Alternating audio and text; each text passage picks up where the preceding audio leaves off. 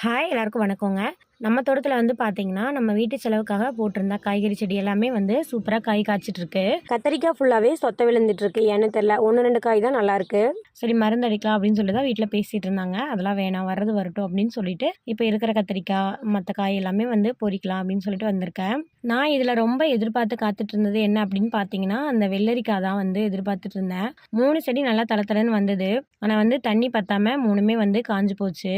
போர் தண்ணி தான் வந்து விட்டுட்டு இருக்கோம். போர் தண்ணி வந்து பார்த்தீங்கன்னா இப்போ கிணத்துல விட்டு ஒரு 2-3 நாள் வந்து சேர்ந்ததுக்கு அப்புறமா கண்ணுவலி காட்டுக்கு வந்து எடுத்து விட்டுட்டு இருக்கோம். இப்போ சுத்தமாக வந்து இப்போ மழை இல்லைங்க. மழை தான் வந்து எதிர்பார்த்துட்டு இருக்கோம். ஆனால் வந்து மழை இல்லை. அதனால வந்து கண்ணுவலி காட்டுக்கு வந்து இருக்கிறத எடுத்து விட்டுட்டு இருக்கோம். இந்த செடிக்கு வந்துட்டு ஒரு 4 நாளைக்கு ஒருக்கா தான் வந்து பாய்க்க வேண்டியது இருக்கு. என்ன பண்ணுறதுங்க, நம்ம வந்து மழை வேணும் அப்படின்னு நினைக்கும் போது மழை பெய்ய மாட்டேங்குது.